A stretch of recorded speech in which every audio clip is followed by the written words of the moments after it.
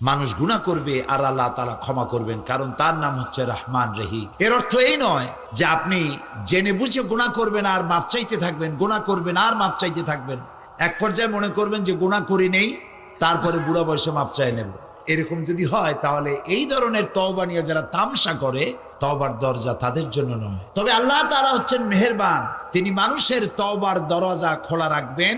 সূর্য যতদিন পর্যন্ত পশ্চিম দিক থেকে উদয় না হয় ততদিন পর্যন্ত তওবার দরজা খোলা থাকবে। এক। দুই নম্বরে, তওবার দরজা বন্ধ হবে একজন মানুষের জন্য তখন যখন সে মার্জে মৌতে মুবতালা হবে এবং মৃত্যুর কারণে তার গলা দিয়ে গড় গড় করে আওয়াজ আসতে থাকবে, সেই পর্যন্ত তওবা দরজা খোলা থাকবে। কিন্তু যখন মরণের যন্ত্রণা শুরু হয়ে গেল, গড় গড় করে আওয়াজ বেরোতে থাকলো, তারপরেও যদি তওবা না করে তাহলে আর তওবা থাকলো না। এই পর্যন্তই আল্লাহ তার তওবার রাস্তা খোলা রাখেন। আচ্ছা বলেন তো, জাহান্নামের সংখ্যা কত? জাহান্নামের সংখ্যা 7 আর জান্নাতের সংখ্যা 8। সূরা ফাতিহার মধ্যে আল্লাহ 7টি আয়াত নাজিল করেছেন। আল্লাহ রাব্বুল আলামিন সূরা ফাতিহা নাজিল করেছেন, আয়াত কয়টা বলেন? আর জাহান্নামের সংখ্যা কয়টা? সূরা ফাতিহার 7টি আয়াতের শিক্ষা যদি কোনো মানুষ গ্রহণ করে, আমল করে, আল্লাহ রাব্বুল আলামিন তার জন্য জাহান্নামের 7টি দরজা বন্ধ করে দিবে। আর জান্নাতের দরজা হচ্ছে, মোট জান্নাতের সংখ্যা কয়টা? এখন জাহান্নাম বন্ধ যদি কারোর জন্য হয় তাহলে খোলা হবে কোনটা? জান্নাতের দরজা, যার জান্নাতের সংখ্যা হলো 8টা। এখানে মুমিনের 8টি বৈশিষ্ট্য আল্লাহ বর্ণনা করছেন। এই 8টি বৈশিষ্ট্য যদি কেউ গ্রহণ করতে পারে, আল্লাহর 8টি জান্নাতের দরজাই তার জন্য খোলা হয়ে যাবে। তিনি বলছেন, التائبون العابدون الحامدون السائحون الراكعون الساجدون الآمرون بالمعروف والناهون عن المنكر والحافظون لحدود الله وبشر المؤمنين صدق الله العظيم। আল্লাহ তাআলা বলছেন মুমিনদের জন্য 8টি বৈশিষ্ট্যের কথা এখানে বলছেন। তার প্রথম বৈশিষ্ট্য হচ্ছে আত-তাইবুন, প্রত্যাবর্তনকারী, তওবাকারী। প্রথম বৈশিষ্ট্য কি? তওবা। প্রথম বৈশিষ্ট্য কি? তওবাকারী। তওবা মানে হচ্ছে ফিরে আসা। আত-তাইবুন এর অর্থ হচ্ছে প্রত্যাবর্তনকারী, বারবার প্রত্যাবর্তনকারী, একবার না, বারবার প্রত্যাবর্তনকারী। এটি আল্লাহ তাআলা আমাদের জন্য একটি সুযোগ করেছেন। আমরা তো মানুষ মাত্রই গুনাহ করে। গুনাহ করা কি আমাদের জন্য অস্বাভাবিক না স্বাভাবিক? খুবই স্বাভাবিক। এটা আল্লাহর চাইতে কেউ ভালো বোঝে না। সেই জন্য আল্লাহ তাআলা বলছেন আত-তাইবুন, বারবার প্রত্যাবর্তনকারী, বারবার তওবাকারী। এই পৃথিবীতে সব থেকে মাসুম ব্যক্তি হচ্ছেন কারা? নিষ্পাপ ব্যক্তি কারা? আম্বিয়া আলাইহিমুস সালাম। নবীরা নিষ্পাপ, মাসুম, বেগুনাহ, তাদের কোনো গুনাহ নাই। নবী করিম সাল্লাল্লাহু আলাইহি সাল্লাম 40 বছর বয়সের সময় নবুয়ত পেয়েছিলেন। এই 40 বছরের মধ্যে, নবুয়ত পূর্ব 40 বছরে তিনি কি কোনো গুনাহ করেছেন? এরকম আস্তে ঠান্ডা ঠান্ডা জবাব আমি কামনা করি না। যারা জানেন তারা জবাব দিবেন। নবুয়ত পূর্ব 40 বছর জীবনে রাসূলুল্লাহ কোনো গুনাহ করেছেন? নবুয়ত পাওয়ার পর মৃত্যু পর্যন্ত একটি গুনাহও কি করেছেন? যেই নবীর সারা জীবনে একটি গুনাহ নাই, সেই নবী বলছেন আমি দৈনিক 70 বার তওবা পড়ি। নবীজি আরো বলেছেন আমি দৈনিক 100 বার তওবা পড়ি। সুবহানাল্লাহ। রাতে দিনে 24 ঘন্টা গুনাহ করি, আমরা তওবা করি না। আর রাসূলুল্লাহ দৈনিক 100 বার তওবা পড়তেন। নামাজ পড়তেন, সালাম ফিরিয়ে বলতেন আল্লাহু আকবার, এরপরে 3 বার বলতেন আস্তাগফিরুল্লাহ, আস্তাগফিরুল্লাহ, আস্তাগফিরুল্লাহ। কয়বার বলতেন মনে থাকবে আপনাদের? আজকের এশার নামাজের থেকে আমল করবেন। ইমাম যখনই সালাম ফিরাবে আপনি কি বলবেন? আল্লাহু আকবার বলেন সবাই। তারপরে 3 বার কি বলবেন? আস্তাগফিরুল্লাহ, আস্তাগফিরুল্লাহ, আস্তাগফিরুল্লাহ, 3 বার। তোমার গুনাহ যদি হয় পাহাড় সমান, আল্লাহ রহমত হবে আকাশ সমান। তোমার গুনাহ আকাশ সমান, আল্লাহ রহমত তার আরশে আজিম উপচে পড়েছে। সুবহানাল্লাহ। এত দয়া, এত মেহেরবান, এত রহমত আল্লাহ তাআলা। সেই জন্য আল্লাহ তাআলা বলছেন আত-তাইবুন, মুমিনের সবথেকে বড় বৈশিষ্ট্য, 1 নম্বর বৈশিষ্ট্য, সে তওবা করবে, বারবার তওবা করবে। রুকনি ইয়ামিনি এবং হাজারে আসওয়াদ কাবা শরীফে, এইখানে কাবা শরীফে যে গেলাফ আছে, এই গেলাফের চতুর্দিকে সোনার সুতা দিয়া কোরআন শরীফের অনেকগুলি আয়াত লেখা আছে। রুকনি ইয়ামিনি থেকে হাজারে আসওয়াদ এই অংশে অনেকগুলি আয়াত আছে, তার মধ্যে একটি আয়াত আছে মাঝখানে লেখা। এমন জায়গায় এই আয়াতটি উৎকীর্ণ করা হয়েছে। এখানে যে আয়াতটি লেখা আছে, আল্লাহ রাব্বুল আলামিনের কোরআনের আয়াত লেখা হলো ওয়া ইন্নী লাগাফফারুন লিমান তাবা ওয়া আমানা ওয়া আমিলা সালিহান সুম্মা ইহতাদা। ওয়া ইন্নী লাগাফফারুন, আমি অবশ্যই ক্ষমাশীল। সুবহানাল্লাহ। কাদের জন্য? লিমান তাবা, যে ব্যক্তি তওবা করলো, ঈমান আনলো এবং নেক কাজ করলো, নেক আমল করলো, সুম্মা ইহতাদা, এবং এরপরে সেই নেক আমলের উপরে টিকে থাকলো, হেদায়েতের উপরে টিকে থাকলো, আমি তার জন্য ক্ষমাশীল। আল্লাহর ক্ষমা তার বান্দাদের জন্য বিশাল মেঘের মতো ছায়া দিয়ে আছে আমাদেরকে। হযরত ওমর ফারুক রাদিয়াল্লাহু তাআলা আনহু একবার হেঁটে যাচ্ছিলেন অন্ধকার রাতে, পেছনে কিছু সাহাবীরা হাঁটতেছিলেন। এমন সময় চলতে চলতে তিনি জিজ্ঞেস করছেন, আচ্ছা তোমাদের মধ্যে এমন কি কেউ আছো যিনি বলতে পারো যে কোরআনে কারিমের মধ্যে মোমেনের জন্য হতাশা ব্যঞ্জক কোনো আয়াত আছে নাকি? একজন চট করে জবাব দিলেন, আছে। কি সেই আয়াত মোমেনের জন্য হতাশা ব্যঞ্জক? পেছনে যিনি জবাব দিচ্ছিলেন তিনি বললেন, ফামান ইয়ামাল মিসকালা যাররাতিন খায়রান ইয়ারা ওয়া মান ইয়ামাল মিসকালা যাররাতিন শাররান ইয়ারা। পৃথিবীতে যে ছোট্ট একটি নেকির কাজ করবে, ভালো কাজ করবে, সরিষা পরিমাণ নেকির কাজ করলে সেটা দেখতে পাবে, আর সরিষা পরিমাণ গুনার কাজও যদি কেউ করে তাও সে কিয়ামতে দেখতে পাবে। এটা মুমিনের জন্য হতাশা ব্যঞ্জক আয়াত। ছোট্ট ছোট্ট গুনাহও দেখতে পাবে। হযরত আবু সাঈদ খুদরি রাদিয়াল্লাহু তাআলা আনহু তিনি প্রশ্ন করেছিলেন, হে রাসূল, এই আয়াত নাজিল হওয়ার পর তিনি বলেছিলেন, হে রাসূল, আমি কি আমার ছোট্ট বড় সব ছোট ছোট গুনাহগুলিও দেখব? রাসূলুল্লাহ বললেন, হ্যাঁ দেখতে পাবে। হযরত আবু সাঈদ খুদরি রাদিয়াল্লাহু তাআলা আনহু শিশুর মতো ডুকরে কেঁদে উঠলেন, তাহলে তো আমি শেষ হয়ে যাব, আর একবার মরে যাব, আমার সব গুনাহ যদি আমি কিয়ামতে দেখি। হযরত ওমর কাঁদতেছিলেন। কিছুক্ষণ পর জিজ্ঞেস করেন, আচ্ছা কোরআনের মধ্যে মুমিনের জন্য আশা ব্যঞ্জক কোন আয়াত কি আছে? পেছন থেকে জবাব এলো, আছে। কি? তিনি জবাবে বললেন, কুল ইয়া ইবাদিয়াল্লাযীনা আসরাফু আলা আনফুসিহিম লা তাকনাতু মির রাহমাতিল্লাহ ইন্নাল্লাহা ইয়াগফিরু যুনুবা জামিআ।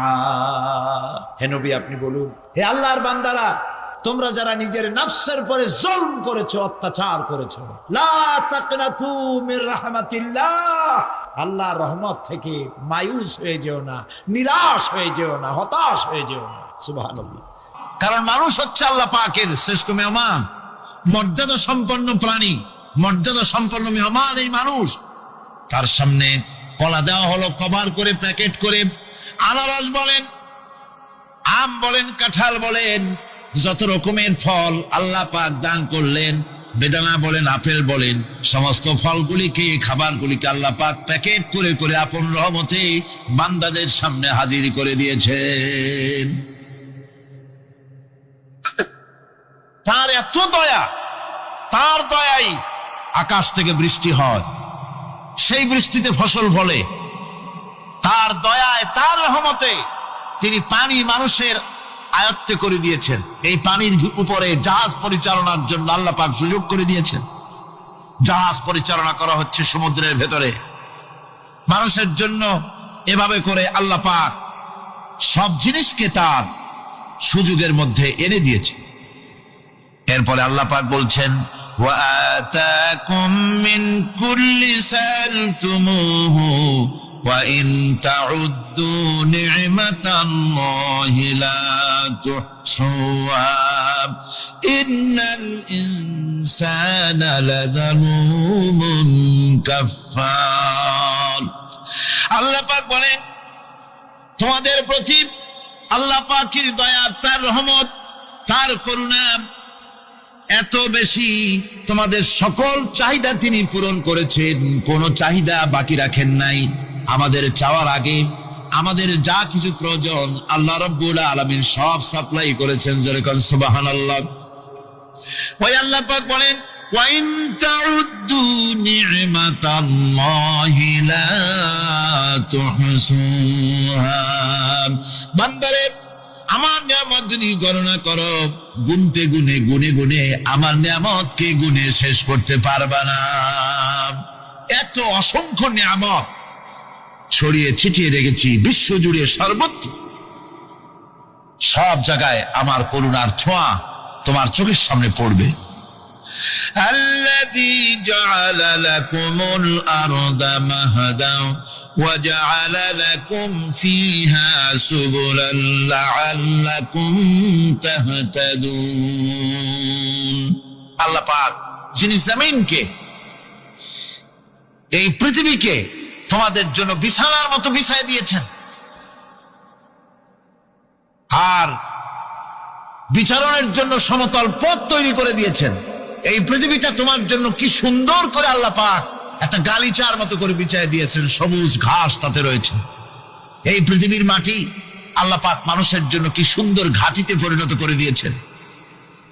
এই মাটি, আল্লাহর রহমতটা দেখুন, একদিকে মাটি নরম, আবার এমন নরম নয় যে 10 তলা 20 তলা 50 তলা বিল্ডিং করলে পরে এর ভারের চোটে ভিতরে ঢুকে যাবে, এরকম নরম নয়।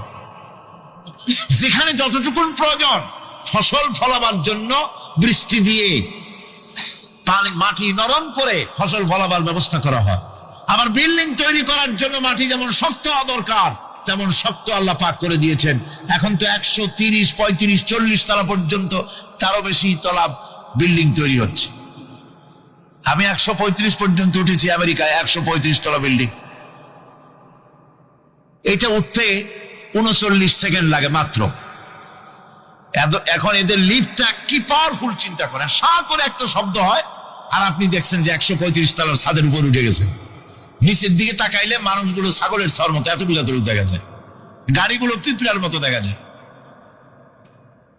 এগুলি নতুন নতুন প্রযুক্তির মাধ্যমে তৈরি করা হচ্ছে। এখন এই বিশাল বিল্ডিং, এত ওজন, এই ওজন ধারণ করার জন্য মাটিকে আল্লাহ পাক ভারসাম্য, শক্তির ভারসাম্য দান করেছেন। এটাকে আল্লাহ পাক নরমও করেছেন, আবার শক্তও করেছেন। এই মাটি, এই পৃথিবী আমাদের জন্য বিশাল এক নিয়ামত আল্লাহ পাক করে দিয়েছেন, ফসল ফলাবার জন্য, চলাফেরার জন্য।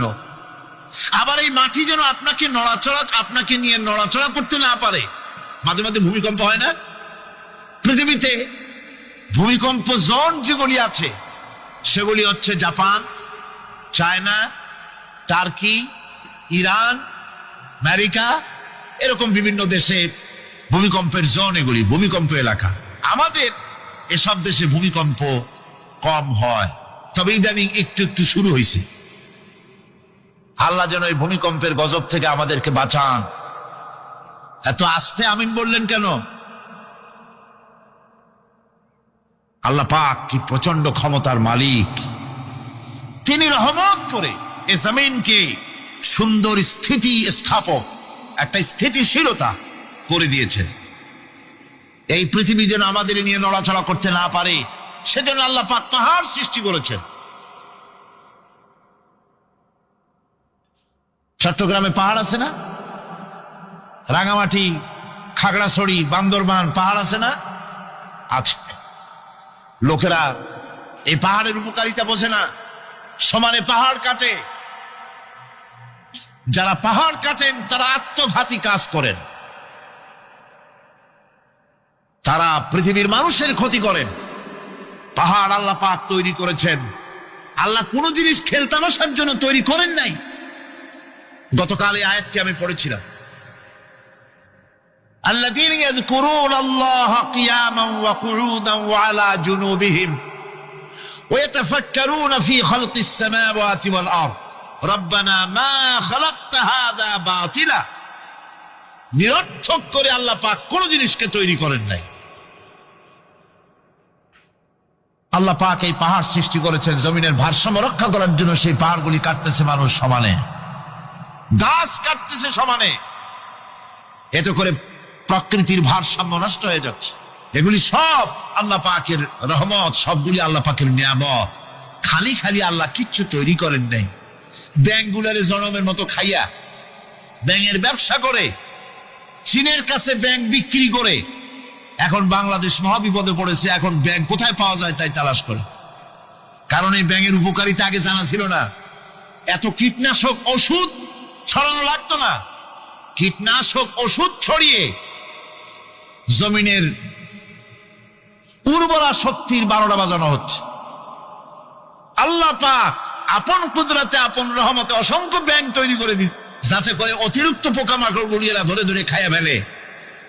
আল্লাহ পাকের এগুলি কিভাবে নষ্ট করা হলো। আর এখন কীটনাশক ওষুধ দিয়ে সর্বনাশ করা। আর কীটনাশক ওষুধ আনা হচ্ছে ভারত থেকে, ইন্ডিয়া থেকে। ভারত থেকে কীটনাশক ওষুধ আর সার জানা হচ্ছে, তা দিয়ে বাংলাদেশের মাটির উর্বরা শক্তি আরো নষ্ট হচ্ছে। আপনারা জিজ্ঞেস করবেন চাষীদের কাছে কিভাবে নষ্ট হচ্ছে নিন। সুতরাং আল্লাহ পাক খেল তামাশায় বস্তু করে কিছুই তৈরি করেন নাই, সবগুলিকে আপন রহমতে তৈরি করেছেন মানুষের সৃষ্টি জগতের জন্য, যার দ্বারা মানুষ উপকৃত হতে পারবে। এই জন্য তিনি হচ্ছেন রহমান। বলেন তিনি কি? রহমান। আল্লাহ রাব্বুল আলামিন জমিন সৃষ্টি করলেন, পাহাড় দিলেন, গাছপালা তরুলতা তৈরি করে দিলেন। এরপরে আল্লাহ পাক বলছেন, তাকিয়ে দেখো সমুদ্রের দিকে, ওয়া হুয়াল্লাযী সাখারাল বাহরা লিতাকুলু মিনহু লাহমান তারিয়ান ওয়া তাস্তাখরু মিনহু হিলিয়াতান তালবাসুনাহা। সমুদ্রের দিকে লক্ষ্য করে দেখো, এই সমুদ্রকে তোমাদের অনুগত করে দিয়েছি। এর মধ্যে রয়েছে তাজা মাছ মাংস রয়েছে, এর ভিতরে রয়েছে তোমাদের পরিধানের অলংকার আদির জন্য মূল্যবান সম্পদ রাখা হয়েছে সমুদ্রের মধ্যে। বিজ্ঞানীরা বলেছেন পৃথিবীর উপরিভাগে যা আছে মাটির তলায় তার থেকে অনেক বেশি বেশি মূল্যবান জিনিস আছে। আছে না মাটির তলায় মূল্যবান জিনিস? কি আছে? কি আছে? খনিজ দ্রব্য আছে, সোনা আছে, লোহা আছে, তেল আছে। তেল যে শুধু সৌদি আরবে, কুয়েতে আর কাতারে, বাংলাদেশে তেল নাই এটা ঠিক না। আমাদের দেশে তেল আছে। আল্লাহ তেল আমাদের দেশে দিয়েছেন, তবে অতটা না হলেও কিছুটা তো দিয়েছেন। আমাদের দেশে চা আছে, পাট আছে, আমার দেশেও তেল আছে। মাঝে মধ্যে তেলের কুয়া সিলেটের হরিপুর থেকে, বাখরাবাদ থেকে, ভোলা থেকে, বিভিন্ন জায়গা থেকে তেলের কুয়া বের করে দেখানো হয়। তেল আছে। যারা ক্ষমতাসীন, যারা সরকার, যারা দেশ চালাও, যদি আমারে সেজদা দাও, যদি নামাজি হও, কোরআনের সাথে বিরোধিতা যদি না করো, যদি কোরআন সুন্নাহর শাসন প্রতিষ্ঠা করো, এ ধরনের অসংখ্য তেল বের করে দেব। কিন্তু বারবার উমরা করে, হাতে তসবিহ ধারণ করে, মাথায় পট্টি বেঁধে যদি ইসলামের সাথে নাফরমানি করা হয়, তোমাদের তেল আল্লাহ পাক বের করে ছাড়বেন। আল্লাহ পাক বাহানা পছন্দ করেন না। এই জমিনে ফসল আছে, অসংখ্য ফসল আল্লাহ পাক দিয়েছেন, অসংখ্য খনিজ পদার্থ আল্লাহ পাক দান করেছেন। সেই খনিজ পদার্থগুলি আল্লাহ পাক, খনিজ দ্রব্যগুলি আল্লাহ পাক দিবেন মোমেনদের হাতে। কাদের হাতে দিবেন? আল্লাহ পাক বলেছেন, ওয়ালাউ আন্না আহলাল কুরা আমানু ওয়াত্তাকাউ লাফাতাহনা আলাইহিম বারাকাতিম মিনাস সামাই ওয়াল আরদ। দেশের লোকেরা, জনপদের লোকেরা যদি আমার উপর ঈমান আনে, আর আমাকে ভয় করার নীতি যদি অবলম্বন করে চলে, তাহলে ওই দেশের মানুষের জন্য আকাশ আর জমিনের সব বরকতের দরজা আমি আল্লাহ খুলে দেব। নিয়ামতের অভাব নাই, যথেষ্ট নিয়ামত আল্লাহ পাকের আছে। তাহলে বললাম, এই পৃথিবীর উপরিভাগে যত নিয়ামত আছে, পৃথিবীর ভেতরে এর থেকে কম নাই। কত ভিতরে? এই ভিতরে যাওয়ার জন্য একবার একটা চেষ্টা হলো। আমেরিকার ওকলাহামা সিটি, এটি একটি স্টেট। এই স্টেটের পাশে একটা জায়গা বেছে নেওয়া হলো, যে পৃথিবী, তাদের ধারণা ছিল যে মাটি খুঁড়তে খুঁড়তে এর পৃথিবীর অপর পৃষ্ঠে যাওয়ার জন্য একটা আন্ডারগ্রাউন্ড রাস্তা করা যায় নাকি। ছোটবেলায় পড়ছিলাম ভূগোলে একটা বইতে, যে কেউ যদি আমাদের দেশ থেকে এখান থেকে মাটি খোঁড়া আরম্ভ করে, তাহলে মাটি খুঁড়তে খুঁড়তে একদিন না একদিন আমেরিকায় পৌঁছে যাবে। কোনো ভিসা টিসা লাগবে না, VD7 DB7 97 লাগবে না, এমনি যাইতে পারবে। মানুষেরা চেষ্টা করলো মাটি খোঁড়া। মাটি খুঁড়তে খুঁড়তে পৃথিবীতে এটাই ছিল প্রথম এই দুঃসাহসিক পরিকল্পনা। 6000 ফিট পর্যন্ত মাটি খনন করার পর কোন কুল কিনারা করতে না পেরে তারা এই দুঃসাহসিক পরিকল্পনা ছেড়ে দিন। কিন্তু গবেষণার শেষ হয়নি। যারা গবেষণা করেছেন তারা গবেষণালব্ধ, তাদের অভিজ্ঞতা তারা লিখেছেন যে পৃথিবীর অন্তত 180 মাইল গভীর পর্যন্ত তাদের একটা আইডিয়া হয়েছে যে পৃথিবীর মাটির নিচে অসংখ্য খনিজ দ্রব্য রয়েছে, অসংখ্য নিয়ামত এই পৃথিবীর মাটির ভিতরে আল্লাহ পাক লুকায় রেখেছেন। ওর তলায় কি আছে বিজ্ঞানীদের মাথায় এখনো ঢোকে নাই। এই পৃথিবীর উপরে যা আছে ভেতরের থেকে আল্লাহ পাক বেশি রেখেছেন। এরপরে সমুদ্রের ভয়াল দৃশ্য দেখলে পরে মানুষের কলিজা ভীত, প্রকম্পিত, সন্ত্রস্ত হয়ে যায়। কথা ঠিক কিনা? যত বড় বাহাদুর হোক, সমুদ্রের ঢেউর মধ্যে যদি পড়ে, বাহাদুরি আর থাকে না। ঠিক কিনা কন? যতই বড় আল্লাহ নাই, কিন্তু সমুদ্রে গেলে আর অসুবিধা হয় না। সমুদ্রের ঢেউয়ের মধ্যে, এই মহাসমুদ্রের ভিতরে আল্লাহ রাব্বুল আলামিন অসংখ্য রহস্য রেখে দিয়েছেন, যা আজও বিজ্ঞানীরা উদ্ঘাটন করতে পারেনি। এই মহাসমুদ্রের ভিতরে রয়েছে ম্যাগনেটিক পাহাড় পানির তলায়।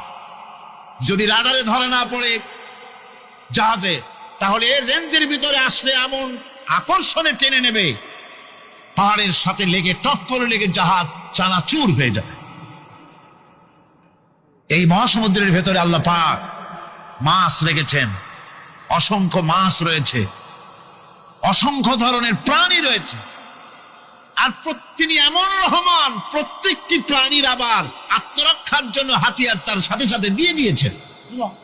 এক প্রকারের মাছ আমি নিজে দেখেছি সি ওয়ার্ল্ডে গিয়ে, এক প্রকারের মাছ আছে, সে যদি আক্রান্ত হয় তাহলে তার পেছনের দরজা থেকে এক প্রকারের লাভা, এক প্রকারের আটা জাতীয় জিনিস ছেড়ে দেয়।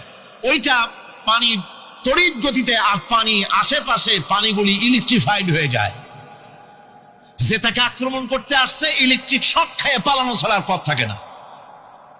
আবার আর এক প্রকারের মৎস্য আছে, যেগুলি আক্রান্ত হলে পরে সে তখন তার মুখ থেকে ব্লু রঙের, গাঢ় কালো রঙের এক প্রকারের কতগুলি লালা বের করে দেয়, তার আশেপাশে একদম কালো অন্ধকার হয়ে যায়, তারা আর কেউ দেখতে পারে না। এভাবে করে প্রত্যেককেই আত্মরক্ষার জন্য আল্লাহ পাক হাতিয়ার দিয়ে দিয়েছেন। সুবহানাল্লাহ। সেই সমুদ্রের ভেতরে এই ধরনের মৎস্যরাজি, বিরাট বিরাট প্রকাণ্ড প্রকাণ্ড প্রাণী আল্লাহ পাক সেখানে রেখেছেন।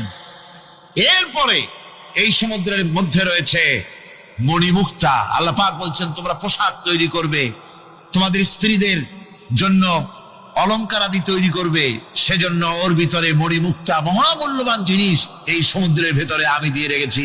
আপন কুদরতে, আপন মেহেরবানিতে, কেউ আমার কাছে চায় নাই, আমি নিজের থেকে তোমাদের সমস্ত প্রয়োজন মিটিয়েছি, যা লাগবে সব জোগাড় করে দিয়েছি। এখন দেখুন আল্লাহ রাব্বুল আলামিন তার রহমতের নমুনা প্রাণী জগতের দিকে লক্ষ্য করে দেখেন, আল্লাহ রাব্বুল আলামিন সমস্ত প্রাণী জগৎ দুনিয়ায় মানুষ বাদে যত প্রাণী আছে সমস্ত প্রাণীর দিকে তাকান। মানুষের কথা তো গতকাল বলেছি, সমস্ত প্রাণীগুলি কি আল্লাহ রাব্বুল আলামিন তাদের সাথে তাদের সমস্ত জিনিস দিয়ে দিয়েছেন। এর মধ্যে কোনোটাকে আল্লাহ পাক বোঝা বহন করার জন্য কোন প্রাণীকে তৈরি করেছেন, আবার মানুষের জন্য, জিহাদের জন্য, যুদ্ধ করার জন্য কোন প্রাণী তৈরি করেছেন, চাষাবাদ করার জন্য প্রাণী তৈরি করে দিয়েছেন। কোরআন বলছি, ওয়াল-আনআমা খালাকাহা লাকুম ফিহা দিফকুন ওয়া মানাফিউ ওয়া মিনহা তাআকুলুন। তিনি বিভিন্ন ধরনের জীব পয়দা করেছেন, যার থেকে তোমাদের শীতের পোশাক এবং অন্যান্য কল্যাণকর কাজ যেন তোমরা করতে পারো, সেজন্য পশুর গায়ে যে পশম দেওয়া হয়েছে, এতে পশুরও কাজ হয়। আবার এই পশমগুলি গ্রীষ্মকালে কেটে নিয়ে তাই দিয়ে মানুষের শীতবস্ত্র তৈরি করা হচ্ছে। আপনার গায়ের, আপনার গলার মাফলার, আপনার সোয়েটার, আপনার চাদর, আপনার কম্বল, এগুলি আল্লাহ পাক তৈরি করার জন্য দুনিয়ার যত প্রাণী তৈরি করেছেন, প্রাণীগুলির গায়ে, চতুষ্পদ জন্তুর গায়ে পশম দিয়ে, সেগুলি দিয়ে এগুলি তৈরি করার ব্যবস্থা করেছে। আবার আল্লাহ রাব্বুল আলামিন বলেন, ওয়ালাকুম ফিহা জামালুন হিনা তুরিহুনা ওয়া হিনা তাসরাহুন। যখন সেগুলি মাঠে সকাল বেলায় চড়তে নামে, আবার বিকেল বেলায় যখন পালবদ্ধ হয়ে বিকেল বেলায় যখন ঘরে ফেরে, তখন দেখার এক সৌন্দর্য এমন হয় যা সত্যি উপভোগ্য। লক্ষ্য করে দেখবেন, এগুলি শহরে কম দেখা যায়, গ্রাম্য অঞ্চলে মাঝে মধ্যে যাবেন, গ্রামের লোকই আপনারা অধিকাংশ এখানে আছেন, আপনারা দেখবেন সকাল বেলায় যখন পালে পালে গরু, ছাগল, মহিষ ইত্যাদি যেতে থাকে, সকাল বেলায় সূর্য যখন উঠে সেই সময় যখন এগুলি যেতে থাকে, তখন তার দেখার একটা দৃশ্য দারুণ লাগে। আবার যখন সন্ধ্যা বেলায় গোধূলি লগ্নে যখন সূর্য লাল হয়ে পশ্চিম দিগন্তে অস্তমিত হতে যায়, তখন শত শত গরু, ভেড়া, ছাগল পাল ধরে মাঠের মধ্য দিয়ে যখন বাড়ির দিকে রওনা করে, আল্লাহ পাক বলেন এই দৃশ্য অত্যন্ত উপভোগ্য। যারা সত্যি এগুলি দেখে, উপভোগ করে, তারা বুঝতে পারে যে আল্লাহ পাকের নিয়ামত সব দিকেই আল্লাহ পাক এভাবে ছড়িয়ে রেখেছে। এভাবে করে ওয়াতাহমিলু আসফালাকুম ইলা বালাদিন লাম তাকুনু বালিগিহিম ইল্লা বিশাক্কিল আনফুস। আল্লাহ পাক বলেন, এভাবে করে আমি জন্তু, জীব তৈরি করেছি, যারা তোমাদের বোঝাগুলি এক শহর থেকে আর এক শহরে, এক গ্রাম থেকে আর এক গ্রামে বোঝাগুলি বহন করে নিয়ে যায়। এভাবে আমি যদি চতুষ্পদ জন্তু তৈরি না করতাম, তোমরা নিজেরা ঘাড়ে করে, পিঠে করে এ বোঝাগুলি বহন করা বড়ই কষ্ট। ঠান্ডায় মানুষ, এখানে তো মানুষে গরম লাগে, সেই গরমে আপনারা আরাম পাচ্ছেন, যে গায়ের জামা টামা খুলে বেড়াইছে, ঠিক কিনা? মানুষের গরমও একটা গরম। তাহলে আল্লাহ রাব্বুল আলামিন এই যে ঠান্ডাটা দিলেন, মজার মৌসুম দিলেন, এই ঠান্ডার জন্য আমাদের কাছে কোনো বিল পাঠান নাই ফেরেশতার মাধ্যমে। শীতকালকে পরে ফেরেশতারা কি বিল নিয়ে আসছে নাকি, যে শীতের মৌসুমে যে ঠান্ডা উপভোগ করেছো এটার জন্য বিল দিতে হবে? এবার দেখেন সূর্যের তাপ, সারা পৃথিবীতে যত উত্তাপ আছে, ভালো করে বোঝেন, সারা পৃথিবীতে পেট্রোল জ্বালায় আগুন তৈরি করে, ডিজেল জ্বালায় আগুন তৈরি করেন, কাঠ জ্বালায় আগুন তৈরি করে। পৃথিবীর মানুষের হাতে আগুন জ্বালাবার, উত্তাপ সৃষ্টি করার যত রকমের টেকনোলজি আছে, সব যদি একত্রিত করা হয়, সূর্য প্রতি সেকেন্ডে যে তাপ বিকিরণ করে পৃথিবীর জন্য, সারা পৃথিবীর সমস্ত মানুষ এক জায়গায় হইয়া কিয়ামত পর্যন্ত প্রচেষ্টা করিও ওই এক সেকেন্ডের তাপ তৈরি করতে পারবে না। শুধু আল্লাহ রাব্বুল আলামিন তিনি বিরাট নিয়ামত রেখেছেন সব জিনিসের মধ্যে। এই নিয়ামতগুলি এগুলি বুঝতে হবে। এই জন্য আল্লাহ রাব্বুল আলামিনের নবী বলেছেন, আল্লাহর সৃষ্টি জগতের উপরে, তার সৃষ্টি নৈপুণ্যতার উপরে কেউ যদি গবেষণা করে, চিন্তা করে 1 ঘন্টা, আল্লাহ পাক তার আমলনামায় 60 বছরের নফল ইবাদতের সওয়াব লিখে দিবেন। এটা সোজা কথা। চিন্তা করতে হবে, গবেষণা করতে হবে আল্লাহ পাক কি নিয়ামত দিয়েছেন। ওয়ামা বিকুম মিন নি'মাতিন ফামিনাল্লাহ। যত নিয়ামত আমরা পেয়েছি সব কার কাছ থেকে? জোরে সোরে চিল্লা এখন, কার কাছ থেকে? সমস্ত নিয়ামত এসেছে আল্লাহ পাকের কাছে। আল্লাহ রাব্বুল আলামিন বলেন তিনি হচ্ছেন রহমান। ওয়াল্লাহু জাআলা লাকুম মিন বুয়ুতিকুম সাকানান ওয়া জাআলা লাকুম মিন জুলুদিল আনআমি বুয়ুতাম। আল্লাহ পাক বলছেন তোমাদের জন্য তোমাদের ঘর সমূহকে আল্লাহ পাক স্থিতি লাভের, স্বস্তি শান্তি লাভ করার জন্য আল্লাহ পাক একটা স্থান করে দিয়েছেন, জায়গা করে দিয়েছেন। আমরা যে ঘর বানাই, এই ঘর বানাবার পেছনে আল্লাহ পাকের কত বড় নিয়ামত। ঘর একটা বানাতে হলে খুঁটি লাগবে। খুঁটি কোত্থেকে আসছে বলেন? কোত্থেকে? গাছের থেকে খুঁটি পেয়েছেন। কিসের থেকে পেয়েছেন? গাছ কা। শুধু খুঁটিতে ঘর হবে না, এরপরে খুঁটি হয়ে গেল, চাল লাগবে। চাল দেবেন কি দিয়ে? খড় দিয়া দেন, টিন দিয়া দেন, টালি দিয়া দেন, যা দিয়া দিবেন সেটা হচ্ছে কার? জোরে কর। শুধু খুঁটি আর চাল হলে হবে না, বেড়া লাগবে, দরজা লাগবে, জানালা লাগবে, যা কিছু দরকার। আল্লাহ বলেন তোমার এই শান্তির ঘরটার পেছনে আমার নিয়ামত, আমার রহমত কাজ করেছে। আবার শীত প্রধান দেশে যেখানে বিল্ডিং এও কাজ হবে না, যেখানে ঘর বানাতে হলে কাঠ খড়ির ঘর দিয়েও কাজ হবে না, এত প্রচন্ড শীত, সেইখানে আল্লাহ পাক পশুর চামড়া দিয়ে ঘর বানাবার জন্য মানুষের মাথায় আল্লাহ পাক বুদ্ধি দান করে দিয়েছেন। আল্লাহ পাক বলছেন জুলুদিল আনআমি বুয়ুতা, চামড়া দিয়ে ঘর তৈরি করা হয়। এস্কিমোরা করে, দেখে আসবেন, চামড়া দিয়ে ঘর তৈরি করা হয়। আল্লাহ পাক এই পশু দিয়ে মানুষের এত উপকার করছেন। তিনি রহমান। এই রহমত থেকে পৃথিবীর কেউ বঞ্চিত নয়। সমস্ত প্রাণী সমূহকে আল্লাহ পাক এই বিরাট নিয়ামত দান করেছেন। একটি মানুষ যতই সংকীর্ণ হোক, অসভ্য জীবনযাপন করুক, ইলিটারেট হোক, মূর্খ হোক, লেখাপড়া কিচ্ছু জানে না, একটা পর্ণ কুটিরের ভিতর এক কৃষক বাস করে, সেও যদি চিন্তা করে তাহলে অন্তত এতটুকু উপলব্ধি তার আসবে যে সে অসুখ হলে পরে তার আশেপাশে লতা গুল্ম, গাছের শিকড় বেটে খেলে পরে তার অসুখ ভালো হয়ে যায়। ঠিক কিনা? এখন তো অসুখ ভালো হওয়ার জন্য কোনো অসুবিধা নাই, কোনো সমস্যা নয়। পত্রিকার ভিতরে অ্যাডভার্টাইজ আসতেছে, স্ট্যাম্পের উপরে লিখে দেব আখিরি লেখা, বিশ্বব্যাপী চ্যালেঞ্জ। মেয়ে লোকও চ্যালেঞ্জ দিতেছে, পুরুষও দিতেছে, পাগলও দিচ্ছে, ছাগলও দিচ্ছে, সবাই মিলে চ্যালেঞ্জ করছে। পত্রিকাগুলি পয়সার লোভে আবার এগুলি ছাপতেছে। সব রকমের রোগ, অসুখ, সব রকমের ওষুধ তারা দিতে পারবে। তেই যদি হয় তো খামাখা আমাদের মেডিকেল কলেজ রাইখে লাভ কি? বিজ্ঞাপন দিয়ে যদি ওষুধ বিক্রি করা হয়, কেমন গভর্নমেন্ট আমি বুঝি না। এই পাগল ছাগলের বিজ্ঞাপনগুলি ছাপা হয় পত্রিকায়, লোকেরা বিভ্রান্ত হয়, লোকেরা বোঝে না। তাদের কাছে গেলেই মুখ দেখেই বলে দেবো এরকম আসতেছে, পাগলের মতো চেহারা, মুখ দেখেই বলে দেবে শেষ দর্শন, আর দর্শন জিন্দিগিতে করা লাগবে না।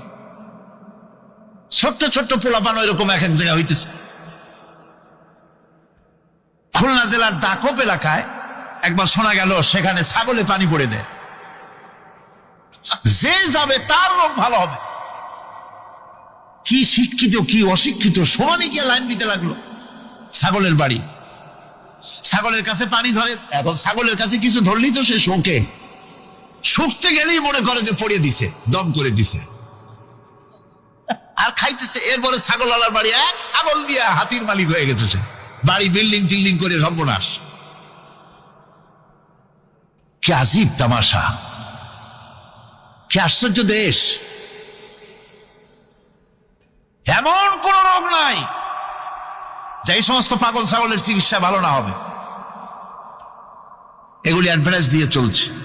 আল্লাহ পাক মানুষকে অসুখ দিয়েছেন, অসুখের আবার ওষুধও দিয়েছেন। কোন আলহামদুলিল্লাহ। লিকুল্লি দাইন দাওয়াও, প্রত্যেকটি রোগের ওষুধ আল্লাহ তৈরি করেছেন। সুবহানাল্লাহি ওয়া বিহামদিহি। কালো জিরা সম্পর্কে রাসূল করিম সাল্লাল্লাহু আলাইহি ওয়াসাল্লাম বলেছেন, হাদিহি হাব্বাতুস সাওদা, এটা হচ্ছে কালো দানা। দাওয়াউন লিকুল্লি দাইন ইল্লা সাম, মৃত্যু ছাড়া সকল রোগের ওষুধ কালো জিরার মধ্যে আছে। আবার মধু সম্পর্কে আল্লাহ পাক বলেছেন, এটি হচ্ছে গোটা পৃথিবীর সমস্ত মানুষের জন্য রোগের প্রতিষেধক। তা একজন নিরক্ষর মানুষও, যিনি লেখাপড়া কিছুই জানে না, সে লোকটাও টের পায় অসুখ বিসুখ হলে সে আশেপাশে লতা গুল্ম বেটে তার থেকে তার রোগ নিরাময় করতে পারে। রৌদ্রের দাবানল থেকে বাঁচার জন্য সে গাছের আশ্রয় নিতে পারে। তরুণ গাছ থেকে ফার্নিচার তৈরি করতে পারে। আবার এই গাছ থেকে সুস্বাদু ফল পেতে পারে। আর এই গাছ যখন বুড়ো হয়ে যায় তখন তার দিয়ে সে ফার্নিচার তৈরি করতে পারে। অসংখ্য নিয়ামত তার চতুর্পাশে ছড়ানো থাকে। একটা নিরক্ষর মূর্খ ব্যক্তিও যদি চিন্তা করে তাহলে আল্লাহর রহমত সম্পর্কে জানতে তার মোটেই কষ্ট হওয়ার কথা নয়। মূল কথা হলো চিন্তা করা, গবেষণা করা। আল্লাহ পাক এই জন্য বারবার বলেছেন, লা আয়াতিন লিকাউমিন ইয়াতাফাক্কারুন, লা আয়াতিন লিউলিল আলবাব, যারা নাকি চিন্তাশীল, গবেষক, মাথায় গিলুটুলু যাদের আছে, ওরা এগুলি খুব ভালো করে বুঝবে। আল্লাহ রাব্বুল আলামিন এই পৃথিবীকে তার রহমত দিয়ে ছেয়ে রেখেছেন, অসংখ্য রহমত দিয়ে রেখেছেন। আর তার রহমত সৌন্দর্য বিবর্জিত নয়, তার রহমত দিয়েই সব সুন্দর হয়ে সাজিয়ে গুছিয়ে আল্লাহ পাক তৈরি করেছেন। আকাশটাকে সাজিয়েছেন। কোরআনে কারীমের মধ্যে রব্বুল আলামিন বলেন, ওয়ালাকাদ যায়্যানা আস-সামাআদ দুনিয়া বিমাসাবিহা ওয়া জাআলনাহা রুজুমান লিশ-শায়াতিন। এই দুনিয়ার আকাশ খানিকে তারকা প্রদীপ দিয়া সাজায় রেখেছি মনের মতন। দেখো তুমি তাকাইয়া এই পৃথিবীটাকে, এর আকাশটাকে সুসজ্জিত করা হয়েছে। আল্লাহ পাক সৌন্দর্যবোধ এত বেশি, যা গতকাল আমি আলোচনায় বলেছি, রব্বুল আলামিন তার আপন রহমত দিয়া, কুদরত দিয়ে এই পৃথিবী সব সাজিয়ে গুছায় দিয়েছেন। আল্লাহ পাক বলছেন, ইন্না ফি খালকিস সামাওয়াতি ওয়াল আরদি ওয়াখতিলাফিল লাইলি ওয়ান নাহার লাআয়াতিন লিউলিল আলবাব। নিঃসন্দেহে এই পৃথিবী যারা জ্ঞানবান, যারা চিন্তাশীল, তারা আকাশ এবং জমিনের সৃষ্টির ব্যাপারে চিন্তা করবে, রাত এবং দিনের পরিবর্তনের ব্যাপারে তারা গবেষণা করবে। রাত দিনের পার্থক্য মানুষের জীবনকে পদ্ধতিগত দিক থেকে দুই ভাগে বিভক্ত করেছে। একটা হচ্ছে দিন আর একটা হচ্ছে রাত। وَجَعَلْنَا اللَّيْلَ لِبَاسًا وَجَعَلْنَا النَّهَارَ مَعَاشًا। আল্লাহ পাক বলেন, আমি দিনকে রুজি রোজগার করার জন্য, কামাই রোজগার করার জন্য দিন তৈরি করেছি, আর আরাম করার জন্য আমি রাতকে তোমাদের জন্য আচ্ছাদন করে দিয়েছি। তোমাদের জন্য রাতকে আরাম করার জন্য করে দিয়েছি। দিনের বেলায় কাজ করবে, রাতের বেলায় আরাম করবে। ঘুম আল্লাহর একটি নিয়ামত। ঘুম আল্লাহর কি? আল্লাহর এক বিরাট নিয়ামত। সারাদিন কাজ করার পর মানুষ যখন ঘুমায় যায়, সারাদিনের ক্লান্তি এবং শ্রান্তি সব শরীর থেকে দূর হয়ে যায়। সকাল বেলায় আবার কাজ করার জন্য শরীর প্রাণবন্ত আর সজীব হয়ে যায়। এই ঘুম যার হয় না, সেই বুঝতে পারে কি নিয়ামত সে হারাইছে। আল্লাহ পাক যেন সারা জীবন যতটুকু ঘুমের স্বাস্থ্যের জন্য আমাদের প্রয়োজন, আল্লাহ যেন এই নিয়ামত থেকে আমাদেরকে বঞ্চিত না করেন। আমরা বলি আমি। ঘুমের জন্য মানুষ ঘুমাইতে না পারলে পাগল হয়ে যায়।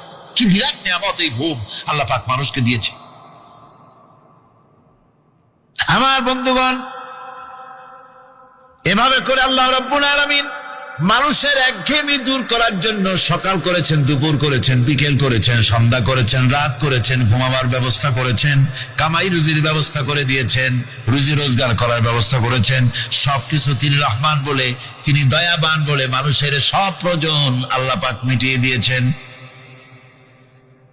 আল্লাহ সুবহানাহু ওয়া তাআলা তিনি বলছেন, আমার রহমতেই পৃথিবীর মাটি থেকে তোমাদের ফসল উৎপাদিত হয়। তোমরা দেখো, আফারাআইতুম মা তাহরুসুন আনতুম তাজরাউনাহু আম নাহনুজ জারিউন। জমিন থেকে ফসল কে উদ্গত করে? উদ্ভিদকে কে গজায়? তুমি গজাও না, আমি গজাই। আল্লাহ পাক বলেন, সমস্ত উদ্ভিদগুলি আমি তোমাদের জন্য গজায় দেই, উঠায় দেই। এরপরে যখন ফসল হয়, ফসল পাকা দেখে মানুষ তখন মোষে তেল মাখে, ফুর্তি করে, আনন্দ করে। এবার ফসল খুব ভালো হয়েছে, ভালো করে গান দেব। মানুষরাই চিন্তা করে, বেশি ফসল হয়েছে, গান বাজনা, থিয়েটার, গুণাগার, বিভিন্ন গান, এগুলি ভালো করে শুনতে হবে। গাছে কাঁঠাল, গোপে তেল, জমিনে ফসল, মোষে তেল মেখে আনন্দ করে যে গান বাজনা করবে। আল্লাহ পাক বলেন, দেখো, লাউ নাশাউ জাআলনাহু হুতামান ফাযালতুম তাফাক্কাহুন। যদি আমি ইচ্ছে করি তাহলে তোমার ফসলকে আমি কুটায় পরিণত করে দিতে পারি। তখন তো তুমি নিজের কপালে করাঘাত করবে আর বলবে, আরে মারুম হয়ে গেলাম, বঞ্চিত হয়ে গেলাম। আল্লাহ যদি ইচ্ছে করেন তাহলে ফসলগুলিকে আল্লাহ পাক তুষে পরিণত করে দিতে পারেন না? সিটায় পরিণত করে দিতে পারেন না? অবশ্যই। সেই জন্য আল্লাহ পাক বলছেন, যেগুলি সব আমার ক্ষমতা, আমি আপন নিয়ামতে, আপন বরকতে, রহমান নামের কারণে আমি তোমাদের সব আমি গুছিয়ে দিচ্ছি। আল্লাহ পাক ফসলের জন্য, আপনার জমিনের ফসলের জন্য আল্লাহ পাক বিনা পয়সায় সারের ব্যবস্থা করে দিয়েছেন। জোরে কোন সুবহানাল্লাহ।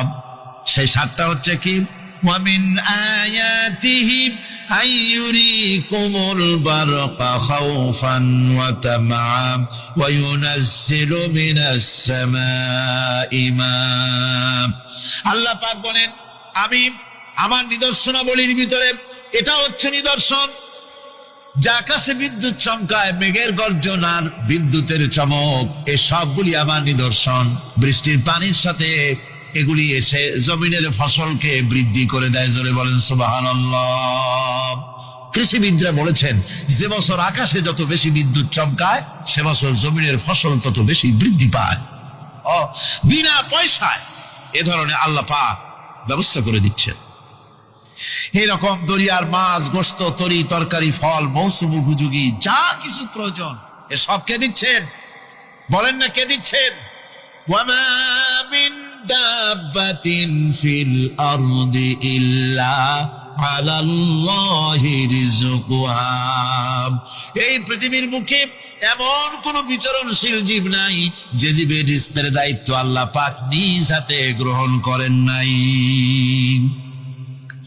এবার দেখেন, আল্লাহ পাক আরো বলছেন, وَكَأَيِّن مِّن دَابَّةٍ لَّا تَحْمِلُ رِزْقَهَا اللَّهُ يَرْزُقُهَا وَإِيَّاكُمْ। বহুত প্রাণী এমন আছে যে প্রাণীরা রিজিককে সঞ্চয় করে না। আমাদের রিস্ক তো সঞ্চয় করা আছে, আমাদের ব্যাংকে টাকা আছে, গোলায় ধান আছে, চাউল আছে, আছে কিনা? কম থাকুক বেশি থাকুক, আছে তো। কিন্তু পৃথিবীতে এমন বহু প্রাণী আছে যাদের কোনো সঞ্চয় নাই। এই ধরনের অসংখ্য প্রাণীকে আল্লাহ রাব্বুল আলামিন বলেন, এই ধরনের অসংখ্য প্রাণীকে আমি আল্লাহ রাব্বুল আলামিন তাদের খেতে দেই। সকালবেলায় খালি পেট নিয়ে সমস্ত প্রাণীগুলি ঘর থেকে বেরিয়ে যায়, পানি থেকে, গর্ত থেকে, জঙ্গল থেকে সব বেরিয়ে গেল ক্ষুধার্ত পেটে। আবার বিকাল বেলা পর্যন্ত সারাদিন তাদের আহার জোগাড় করে তাদের পেট ভরাইয়া সবগুলিকে আপন আপন গৃহের মধ্যে আমি আল্লাহ ফিরাই দেই। সেই জন্য আল্লাহ পাক বলছেন, يا أيها الناس اذكروا نعمة الله عليكم هل من خالق غير الله يرزقكم من السماء والأرض لا إله إلا هو فأنا تؤفكون হে মানব সকল, স্মরণ করো আল্লাহ পাকের সেই নিয়ামতের কথা, যে নিয়ামত ওই আল্লাহ ছাড়া কে আছে? তোমাকে আকাশ থেকে রিজকের ব্যবস্থা করেন, যিনি তোমাকে খাওয়ার দাওয়ার ব্যবস্থা করেন, তিনি ছাড়া কেউ নাই এই পৃথিবীর বুকে, আকাশ এবং জমিনে। তিনি এক এবং একক। ওয়া ইলাহুকুম ইলাহু ওয়াহিদ লা ইলাহা ইল্লা হুয়ার রাহমানুর রহিম। তিনি হচ্ছেন তোমাদের ইলাহ, তিনি এক, তিনি একক। সুতরাং তিনি হচ্ছেন পরম দাতা এবং বিশেষ নিয়ামত যিনি দেন, পরম দাতা এবং দয়ালু। কোরআনে কারিমে যখনই আমরা বলেছি আলহামদুলিল্লাহি রাব্বিল আলামিন, আল্লাহ পাক খুশি হয়েছে। প্রশ্ন হয়েছে তার কি আরো কোন গুণ আছে? জবাবে বলেছি আর রহমানির রহিম। তিনি গুনাহগার যখন তওবা করে, তওবার অনুভূতি যখন আসে এবং সে যখন অনুশোচনা করে, তখন তার অপরিসীম দয়া সেই অনুশোচনাকে কবুল করে নেয়। অনুশোচনার এক বিন্দু অশ্রু গুনাহগারের অনাচারের সমস্ত দাগ মুছায় দেয়। মনে হয় যেন তার আমলনামায় কোনো দাগই ছিল না। সুবহানাল্লাহ। এই জন্য বলা হয়েছে তাইবু মিনাজ যামবি কামান লা যামবা লাহু। গুনাহ থেকে যে তওবা করে মনে হবে তার সে কোনো গুনাহই করেই নাই, কোনো গুনাহই করে নাই। আমার বন্ধুগণ, আল্লাহ পাক কেমন রহিম! এই পৃথিবীতে মানুষ যত অপরাধ করে, সেই অপরাধ বাপের সাথে করুক, মায়ের সাথে করুক, ওস্তাদের সাথে করুক, পীরের সাথে করুক, অপরাধ করলে পরে কেউ বলে না যে কাছে আয় ক্ষমা করে দেই। ইমাম রাজি রাহমাতুল্লাহ আলাইহি বলেন, বুজুর্গ ব্যক্তি চিৎকার মেরে বললেন আল্লাহু আকবার। আমি কিন্তু এই বড় বিক্রেতার ঘোষণার মধ্য দিয়ে সূরা ওয়াল আসরের তাফসীর আমি বুঝে ফেলেছি। তার মানে হলো বড় বিক্রেতা যেভাবে বলতেছে, সেই ব্যক্তির উপরে রহম করো যারা পুঁজি গলে যায়।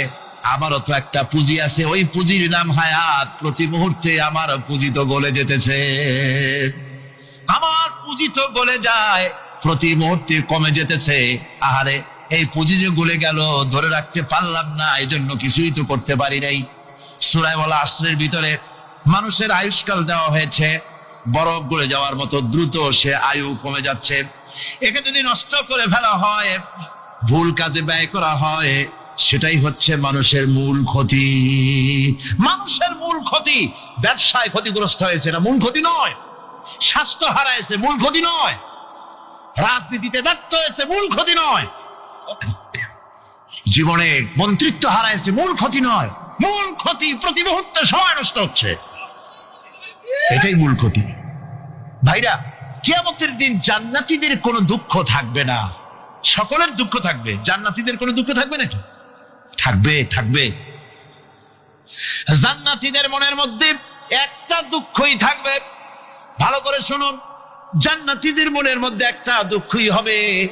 তারা মনে মনে চিন্তা করবেন, আফসোস করবেন, আহারে যদি দুনিয়ায় বসে অমুক সময় বাসে বসেছিলাম, আজে বাজে চিন্তা করেছি, বাড়ির ড্রয়িং রুমে একা একা বসে বসে আজে বাজে চিন্তা করেছি, অমুক অমুক সময় খেলাধুলায় কাটাইছি, এই সময়গুলিতে যদি সুবহানাল্লাহ, আলহামদুলিল্লাহ, লা ইলাহা ইল্লাল্লাহ, আল্লাহু আকবার, এই তাসবিহ যদি পড়তাম, জিকির আজগার করতাম, জান্নাতের ভিতরে আরো নিয়ামত লাভ করতে পারতাম।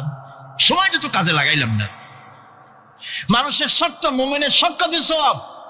ওয়াকুলু লিন-নাসি হুসনা, মানুষের সঙ্গে ভালো ভালো কথা কও, মানুষের সঙ্গে হাসি মুখে কথা কও। একজনের সাথে হাসি মুখে কথা বললে আপনার একটা সদকা দেওয়ার মতো সমান সওয়াব আমলনামায় লেখা হয়ে গেল। ভালো ভালো কাম করো। আমার তো মনে হয় যে সূরা ওয়াল আসর এটা যেন একটা ঝিনুকের মধ্যে আল্লাহ পাক আটলান্টিক মহাসাগর, প্রশান্ত মহাসাগর, সবগুলি মহাসাগর একটা ঝিনুকের মধ্যে আল্লাহ পুরি দিয়েছেন। মানুষের সাফল্য এবং কল্যাণ, তার ধ্বংস এবং সর্বনাশের পথ কোথায় তা এ কোরআন বলে দিয়েছে। সফলতা কিসে আসবে, ধ্বংস কিসে আসবে, এ কথা আল্লাহ কোরআনে বলে দিয়েছে। আমি আজকে এই সূরা বেছে নিলাম এই কারণে, আমরা চলছি ধ্বংসের দিকে। কোন দিকে যাচ্ছি বলেন না, কোন দিকে? আমার তো মনে হয় হেমিলেনের সেই বংশীবাদক যেন বাঁশি বাজিয়ে চলছে, আর গোটা জাতি তার পেছনে সমুদ্রে ডুবে মরার জন্য অগ্রসর হচ্ছে। বন্ধুগণ, আমি বলতে চাচ্ছি যে আজ আমরা সফলতা এবং ব্যর্থতা কিসে, লাভ আর ক্ষতি কিসে, এটা বুঝতে পারছি না বলেই গোটা জাতির এই দুর্দিনে সূরা ওয়াল আসর এইটাই আমাদের আলোচনা করা উচিত বলে আমি মনে করি। এর মধ্যেই আল্লাহ পাক আমাদের লাভ, আমাদের ক্ষতি, আমাদের সাফল্য, আমাদের ব্যর্থতা এর মানদণ্ড নির্ণয় করে দিতে পারেন কে? কথা বোঝেন নাই? তাহলে বলেন না কে দিতে পারেন? সেই আল্লাহ রাব্বুল আলামিন, তিনি কোরআনকে দিয়েছেন, এই সূরা তিনি নাজিল করেছেন। ইমাম শাফিঈ রাহমাতুল্লাহ আলাইহি বলেছেন, লোকেরা যদি এই ছোট্ট সূরাটি উপরে চিন্তা ভাবনা করে তাহলে একটা মানুষের জন্য এই সূরাটাই তার হেদায়েতের জন্য যথেষ্ট হয়ে যেতে পারে, আর কিচ্ছু লাগে না। এই ছোট্ট সূরাটি একটা মানুষের সম্পূর্ণ হেদায়েত হওয়ার জন্য যথেষ্ট। আল্লাহ রাব্বুল আলামিন শুরু করছেন এভাবে, ওয়াল আসরি ইন্নাল ইনসানা লাফি খুসর। ওয়াল আসরি, আসরের আগে একটা অ আছে। আরবি গ্রামার অনুযায়ী এই অটা হচ্ছে ওয়াও কাসমিয়া, এটা হচ্ছে শপথ। আল্লাহ কসম করছেন। আপনারা খুব চিন্তা ভাবনা করেন, মাথা ঠান্ডা করে, কান এবং দিল, মন, মগজ সব এদিকে আপনারা গভীর মনোনিবেশ সহকারে যদি শোনেন তাহলে বুঝতে পারবেন আল্লাহ পাক শপথ করতেছেন, কসম করতেছেন। এটা কি সোজা ব্যাপার না বিরাট ব্যাপার? আমরা তো কসম করি, আমরাও তো কসম করি। কখন করি? কথাটাকে নিশ্চিত করার জন্য, দৃঢ়ভাবে বিশ্বাস করার জন্য বলি, আল্লাহর দোহাই, আল্লাহর কসম, এই বলে আমরা আমাদের কথাকে উপস্থাপন করি, অধিকতর বিশ্বাস করাবার জন্য। আল্লাহ পাক কসম করতেছেন, তবে আল্লাহর কসম আর আমাদের কসম এক না। আমরা কসম করি সবচাইতে যিনি বড়, মহানত্ব, বিরাটত্ব, শ্রেষ্ঠত্বের উপরে ভিত্তি করে আমরা কসম করি, যেহেতু আল্লাহর চাইতে মহান, বড়, শ্রেষ্ঠ আর কেউ নাই। এই জন্যে আল্লাহর চাইতে বড় কেউ নাই বলে আমাদের জীবনের শ্রেষ্ঠ স্লোগান, মুসলমানের জীবনে শ্রেষ্ঠ স্লোগান নারে তাকবীর। আসতে বললেন কেন?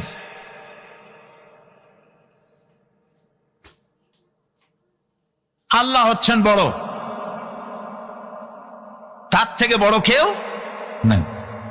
আমি চিন্তা করি মাঝে মধ্যে, কিছু মনে নেবেন না, আমি মাঝে মধ্যে চিন্তা করি যে সমস্ত রাজনৈতিক দলের লোকেরা মুসলমান, আর রাজনৈতিক মতপার্থক্য থাকতেই পারে, যে কোনো দল করতেই পারে, কিন্তু এমন রাজনৈতিক দল আমি কেন করব মুসলমান হয়ে যেই রাজনৈতিক দলের মিছিলে আর মিটিং এ আল্লাহু আকবার স্লোগান দেওয়া যাবে না? কারণ হচ্ছে আমি যখন দুনিয়া এসেছিলাম, আপনি যখন দুনিয়া এসেছিলেন, আপনার আমার কানে কি শোনানো হয়েছে কন্ত? আজান শোনানো হয়েছে। দুনিয়ায় এসে আমি প্রথম কি শুনেছি? আল্লাহু আকবার, এটাই শুনেছি। আজানের প্রথম শব্দ কি? নামাজের প্রথম শব্দ কি? ইকামতের প্রথম শব্দ কি? জানাজা, জীবনের শেষ নামাজ, এটার প্রথম শব্দ কি? এটা শেষ শব্দ কি? তাহলে এর সিগনিফিকেন্সটা কি? এর অর্থটা হচ্ছে আমার জন্ম থেকে মৃত্যু পর্যন্ত জীবনের সকল ক্ষেত্রে আমাকে বলতে হবে, স্বীকার করতে হবে, মানতে হবে, নিতান্ত গোলামের মতো মানতে হবে আল্লাহু আকবার, আল্লাহর চাইতে শ্রেষ্ঠ কেউ। আমরা কসম করি যেহেতু আল্লাহ বড়, তার বিরাটত্বের উপরে নির্ভর করে আমরা কসম করি, কিন্তু আল্লাহর চাইতে বড় তো কেউ নাই। উনি কসম যখন করবেন, উনি করবেন কিসের কসম? আমাদের কসম আর আল্লাহর কসম এক নয়। রব্বুল আলামিন যখন কসম করেন, তিনি তার কাছে বড়, তার চাইতে বড় কেউ নাই, শ্রেষ্ঠ কেউ নাই, মহান কেউ নাই। সেজন্য তিনি যে কসম করেন, যে কথা বলতে চান, ওই কথার সাথে, ওই বিষয়ের সাথে যার সম্পর্ক, যার সাযুজ্য আছে, সম্পৃক্ততা আছে, সিমিলারিটি আছে, তার কসম আল্লাহ পাক করেন। যেহেতু এখানে আল্লাহ রাব্বুল আলামিন মানুষের সফলতা, ব্যর্থতা, মানুষের লাভ আর ক্ষতির কথা বলবেন, সেজন্য আল্লাহ পাক মানুষের জীবনের সাথে, মানুষের সম্পর্ক রয়েছে, তার জীবনের মানুষের সাথে সম্পর্ক রয়েছে, সময়ের মানুষের সঙ্গে সম্পর্ক রয়েছে, ইতিহাসের।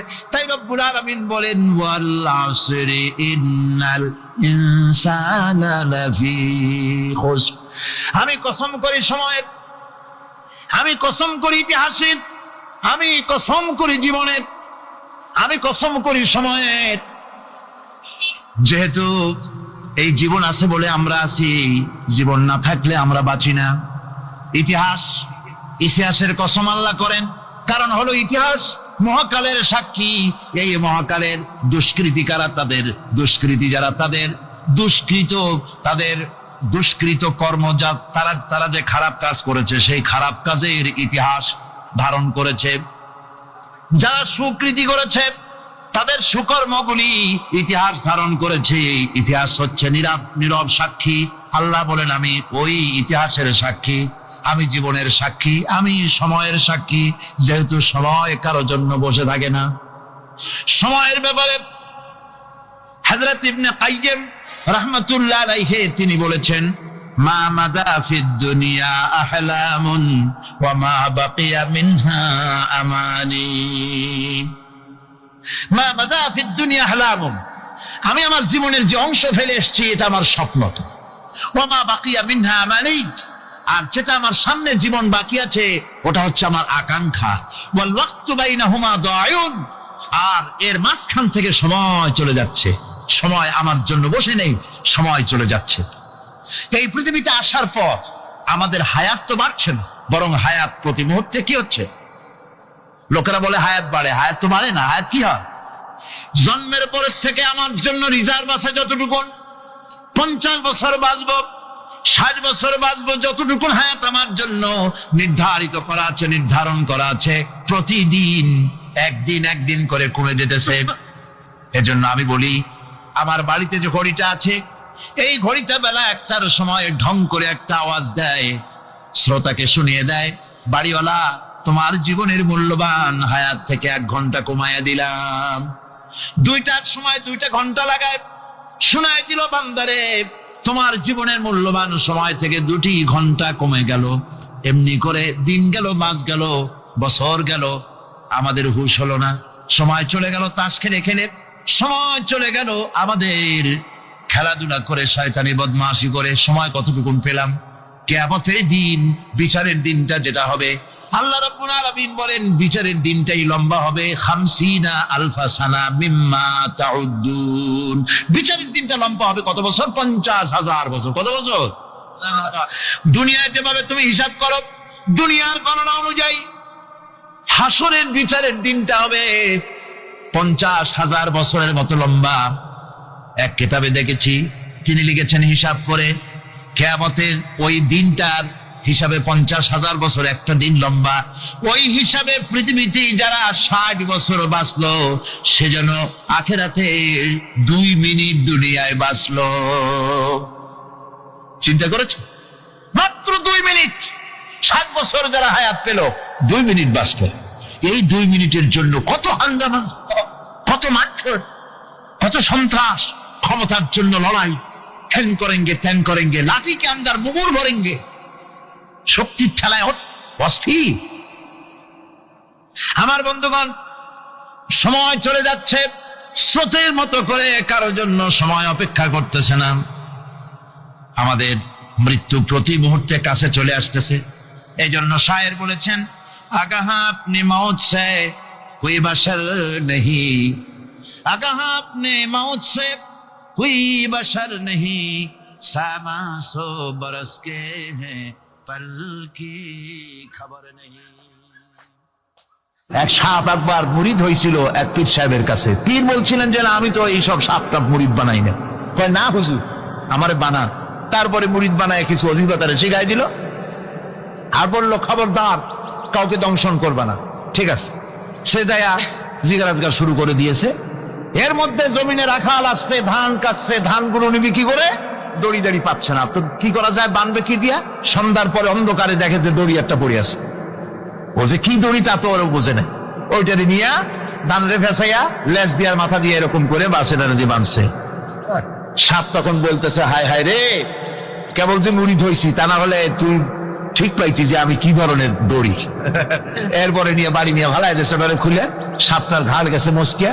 বহুত কষ্ট করে হুজুরের বাড়ি গিয়ে হাজির, কয় যে হুজুর কি একখান জিকের শিখাইলেন, আমার তো ঘাটটার মস্কে শেষ। আশ্চর্য কথা, কত মানুষ মুড়ি হইলো, কত কিছু মুড়ি হইলো, কারো তো জিকের করলে ঘাড় মস্কে যাবে কেন, এটা কেমন কথা? কয় হুজুর ঘটনাই।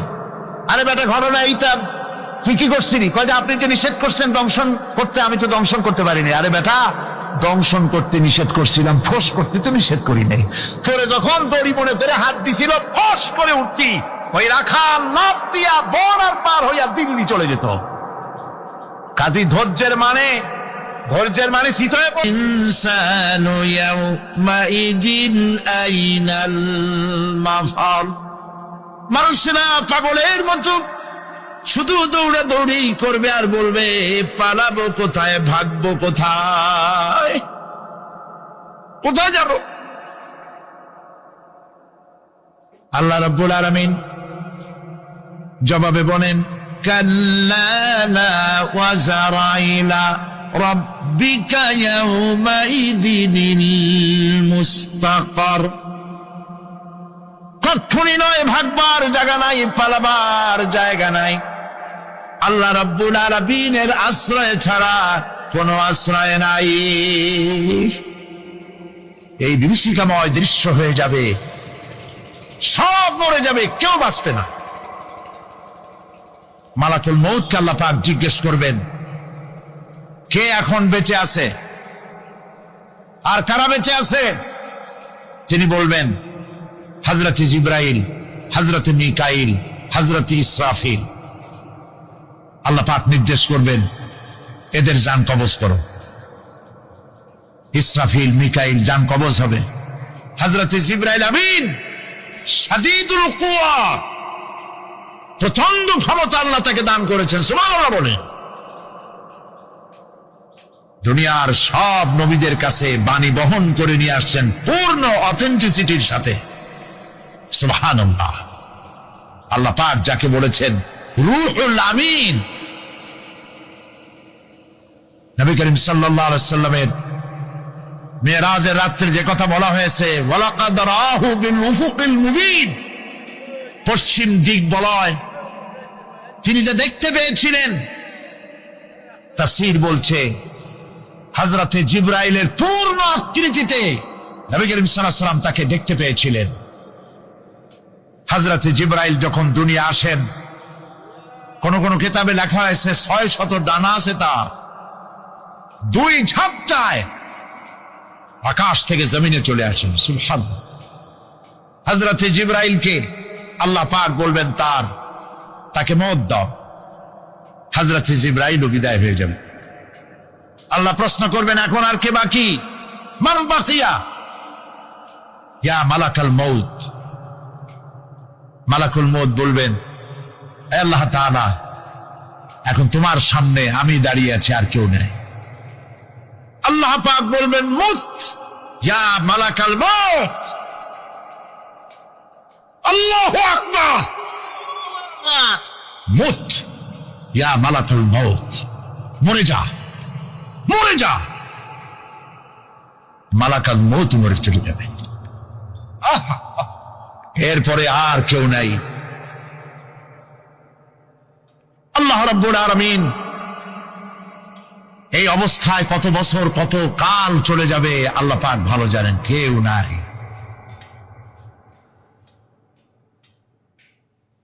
আজকের রাজত্ব কার? আল্লাহ প্রশ্ন করবেন, আজকের রাজত্ব কার? আল্লাহ পাক আওয়াজ দিবেন, বলবেন, আজকের রাজত্ব কার? কোন জবাব নাই, আকাশের নাই, জমিনের নাই, আকাশও তো নাই, কারো কোনো জবাব নাই। আল্লাহ পাক বলবেন লিল্লাহি ওয়াহিদুল কাহ্হার, আজ একমাত্র রাজত্ব হচ্ছে পরাক্রমশালী আল্লাহ রাব্বুল আলামিনের। আল্লাহ পাক বলবেন ইয়া দুনিয়া আইনা শাজারুকি, হে পৃথিবী তোর গাছগুলা কই? ইয়া দুনিয়া আইনা জিবালুকি, হে পৃথিবী তোর পাহাড়গুলা কই? আইনাল জব্বারিন, স্বৈরাচারেরা কোথায়? কারো কোনো জবাব হবে না। আল্লাহ পাক এরপরে আবার মানুষগুলিকে চিন্তা করবেন, সুবহানাল্লাহ, ওয়াইজাল কুবুরু বুসিরাত, যা কিছু মাটির মধ্যে লুকায়িত ছিল সবগুলি আল্লাহ পাক বের করে নিয়ে আসবেন। হাসরের ময়দান হবে, উপস্থিত হবে সমস্ত মানুষ, কেউ পলায় থাকতে পারবে না কোথাও। কুমিরে যারে খাইছে, বাঘে যারে খেয়েছে, আগুনে যারে পোড়াইছে, পানিতে যে পচে গেছে, পোকামাকড়ে যারা খেয়েছে, কোনো পথ নাই। সবাই আল্লাহর দরবারে উঠবে, পায়ে জুতা নাই, মাথায় কাপড় নাই, পরনে কোনো কাপড় চোপড় নাই, উলঙ্গ উলাঙ্গিনী। উম্মুল মুমিনিন হযরতে আয়েশা সিদ্দিকা রাদিয়াল্লাহু তাআলা আনহা, নবী করিম সাল্লাল্লাহু আলাইহি ওয়াসাল্লামের জবান মোবারকে এটা শুনে কেঁদে ফেললেন। বললেন ইয়া রাসূলুল্লাহ, আমারও কি সেই অবস্থা হবে? তিনি বললেন হ্যাঁ। উম্মুল মুমিনিন বললেন ইয়া রাসূলুল্লাহ, তখন কি আমার শরম হবে না? আল্লাহর নবী বললেন কিয়ামতের এই বিভীষিকাময় দৃশ্য দেখে মানুষ মানুষের দিকে তাকাবার কোনো হুঁশ থাকবে না। সব মানুষ উপরের দিকে তাকায় থাকবে, নিচে তাকাবার কারো কোনো ক্ষমতা থাকবে না। মানুষ অস্থির হয়ে যাবে। সেই হাসরের ময়দান বিচারক আল্লাহ রাব্বুল আলামিন প্রত্যেকটি মানুষকে তার কৃতকর্মের জন্য হিসাব দিতে হবে। আল্লাহ রাব্বুল আলামিন বলেন পরকালীন জীবনের ব্যবস্থাপনাটা কেমনে হবে শোনো।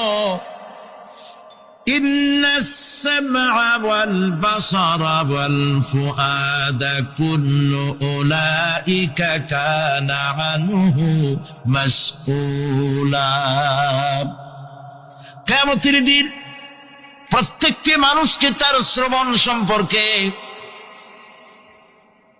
তার দৃষ্টি সম্পর্কে, আর অন্তঃকরণের কল্পনা সম্পর্কে প্রত্যেকটি ব্যাপারে আল্লাহ পাক জিজ্ঞাসা করবেন। কান দিয়েছিলাম, কি শুনেছো? যা শুনছো তা আমল করেছো কিনা? আমার নিষেধ করা জিনিসগুলি শুনছো নাকি? কানের জবাব দিতে হবে।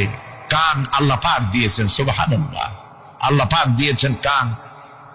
এই কান দুটে যার নাই, কান আছে শুনতে পায় না, কত বড় কষ্টে আছে সে। মানুষে চিল্লায় কথা কয়, সে বোঝেই না। আছে না এমন? এ কানের সম্পর্কে প্রশ্ন করা হবে, শ্রবণ সম্পর্কে, দর্শন সম্পর্কে প্রশ্ন করা হবে। যা দেখতে নিষেধ করেছি সেগুলো দেখছো নাকি? এর শুকরি আদায় করেছো নাকি? দুটি চোখ, এর শকর আদায় করা কি সম্ভব ভাই? আদায় করা সম্ভব? এই দুটি চোখ যদি না থাকতো আমার গর্ভধারিণী মাকে দেখতে পারতাম না। এই সুন্দর চোখ দুটি যদি আল্লাহ না দিতেন, আল্লাহর এই সুন্দর সৃষ্টি দেখা থেকে বঞ্চিত হয়ে যেতাম। আল্লাহকে বলি, মনিব, হে বিশাল আকাশের মালিক, তুমি দয়া করে না চাইতে আমাদের শরীরে যা দিছো নিয়ামত, মৃত্যুর আগে সিনায় নিও না। দুটি চোখের শকর আদায় করতে পারবো না। চোখের মধ্যে পানি আছে, কান্নার পানি না, সব সময় চোখে পানি আছে। চোখে আমরা পলক দেই না? কত কুদরত আল্লাহ পাকে। এই পৃথিবীতে দিনে রাতে অসংখ্য পলুয়েশন, রোগ জীবাণু সমানে উঠতেছে। এখন যদি মাইক্রোস্কোপ যন্ত্র এখানে থাকতো তাহলে দেখতেন এই পরিবেশটা কত দূষিত, কত পলিউশন, কত জার। এগুলি নাকের মধ্যে দিয়ে পেটে যাচ্ছে, চোখের মধ্যে ঢুকতেছে, ক্রমাগত চোখের ভিতরে ধুলাবালি ঢুকবে। আর পরিষ্কারের কোনো ব্যবস্থা যদি না করা হয় চোখের দৃষ্টি নষ্ট হয়ে যেতে পারে। এই জন্য আল্লাহ রাব্বুল আলামিন চোখের ভিতরে মেডিসিন রূপী এক প্রকারের পানি রেখেছেন, আর অটোমেটিক চোখের পাতা ওঠানামা করে প্রতি মুহূর্তে চোখকে ক্লিন করে দিতেছে। এই চোখ সম্পর্কে আল্লাহ রাব্বুল আলামিন প্রশ্ন করবেন, অন্তঃকরণ সম্পর্কে প্রশ্ন করবেন। জবাব দেওয়া সেদিন বড়ই কঠিন হয়ে যাবে। এই জন্য আল্লাহ রাব্বুল আলামিন দুনিয়াবাসীকে সতর্ক করে দিচ্ছেন। তিনি আরো বলছেন, ওয়ালাকাদ খালাকনাল ইনসানা ওয়া না'লামু মা তুওয়াসবিসু বিহি নাফসু ওয়া নাহনু আকরাবু ইলাইহি মিন হাবলিল ওয়ারিদ। মানুষ সৃষ্টি করেছি আমি, তার অন্তঃকরণে কি চিন্তা হয়, কি কল্পনা হয় তাও জানি আমি। আর আমি আমার বান্দার যেই সাহারাগের উপরে মাথাটা খাড়া আছে বিজ্ঞানীরা খুঁজে পাচ্ছে, আল্লাহ পাক মানুষের গলায় একটা টেপ রেকর্ডার লাগাই দিয়েছেন। সুবহানাল্লাহ বলে। সেই টেপ রেকর্ড আমার এই যে বক্তৃতা ভিডিওতে ধারণ করা হচ্ছে, টেপে ধারণ করা হচ্ছে। এই বুদ্ধিগুলি কে দিছে? আরে ভাই কথা বলবেন তো আল্লাহর নাম জোরে না। এ বুদ্ধি কে দিয়েছেন? যে আল্লাহ বুদ্ধি দিয়ে আপনার আমার কথা রেকর্ড করাইতে পারে, সে আল্লাহ পাক আপনাদের আমার সাথে অদৃশ্য একটি টেপ রেকর্ড গলার মধ্যে ঝুলায় রাখছেন। এটা বিশ্বাস করবেন না? ঠিক আজ অনুরূপ ভাবে ইরাকের উপরে যে হামলা হচ্ছে, পৃথিবীর মুসলমানেরা নিজেদের জমিন ছেড়ে দিচ্ছে। আমার জমিনের উপরে দাঁড়াই আমার বাইরে পিটাও, আমার ভাইকে মারো, হত্যা করো। আমি তোমার বিমান বাহিনীকে, আমি তোমার নৌবাহিনীকে, তোমার ল্যান্ড ফোর্সকে জায়গা করে দিলাম। এই যদি দেয় তা আল্লাহ পাক সাহায্য কেন করবেন? আল্লাহর ওয়াদা, আল্লাহর সাহায্যের ওয়াদা তো মুমিনদের জন্য। ওয়া কানা হাক্কান আলাইনা নাসরুল মুমিনিন। মুমিনদেরকে সাহায্য করা আমি আল্লাহর জন্য ওয়াজিব। আল্লাহ রাব্বুল আলামিন কোরআনে কারীমের মধ্যে বলেছেন, ওয়ালা তাহিনু ওয়ালা তাহজানু ওয়া আনতুমুল আলাউনা ইন কুনতুম মুমিনিন। কোনো ভয় নাই, কোনো চিন্তা নাই, যদি মুমিন হও আমি আল্লাহ তোমাদেরকে বিজয় দান করব। ইজা ফাতাশ শার ফাতাল মাশরুত। শর্ত যদি পালন করা না হয় ওয়াদা পূরণ হবে না। শর্ত হচ্ছে মুমিন হও, আল্লাহ বলছেন আমি সাহায্য করব। আমরা কি মুমিন হইতে পারছি? জবাব চাই, মুমিন হইতে পারছি? নিজের বুকের কাছে হাত দেন, নিজের কলবের কাছে, নফসের কাছে প্রশ্ন করুন। আল্লাহ যে মুসলমান চান, রাসূল যে মুসলমান চান, যে কোয়ালিটির, আমি কি সেই কোয়ালিটি, সেই রিকোয়ারমেন্ট আমি কি ফুলফিল করতে পেরেছি? মন থেকে একটা নেগেটিভ জবাব আসবে, মন বলবে না এখনো হইতে পারো নাই।